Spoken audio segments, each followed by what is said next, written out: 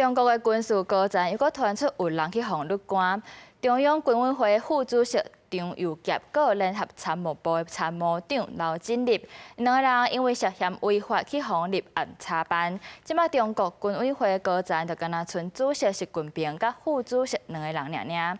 学者分析讲，习近平安尼做，真有可能就是为着要稳定家己的政权。呼叫中国海警14533。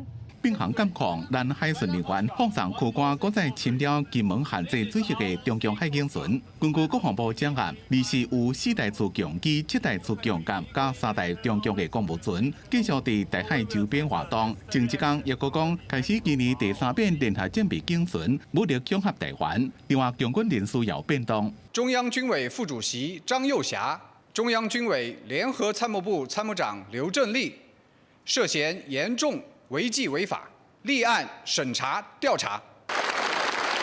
中共20日咧开政部局主要领导干部研讨班的时阵，就无看到张又杰甲张振立，外界迄当阵就伫咧摇。今年75岁张又杰，互人认为是坐伫咧强军的第2位，不能便参加中华边境战争，是少数有实战经验的将领。甲习近平一家伙仔是世交，是正统的红二代。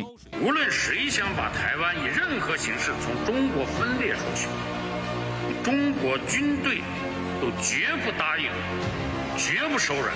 61岁刘振立资历也真完整。2023年3月，接中共军委联合参谋部的参谋长回看中共第20届中央军委会名单，包括原本的副主席胡伟东、前国防部长李尚福、前政治工作部主任廖华等人，拢先后落台。再加上张又杰加刘振东，等于是军委高层只敢若剩主席习近平加副主席张成明2个人。学者认为，习近平全面清洗强军高层，是为了要长久执政。军方的高阶体系很明显的都受到习近平高程度的一个质疑、贪腐的问题。那第二个就是权力斗争，伤害到习近平这个军委主席他的一个权利，那给人家感受到似乎有某种程度的一个权力斗争的一个色彩。在历史上，尽管中共有可能借由外部战争转移内部，但是由于台海的情境不同于越南跟韩国，所以习近平他应该是不会敢采取军事冒险行动来入侵台湾。专家认为，伫习近平一个人做决策，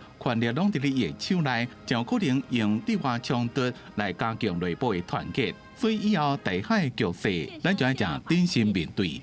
记者综合报道。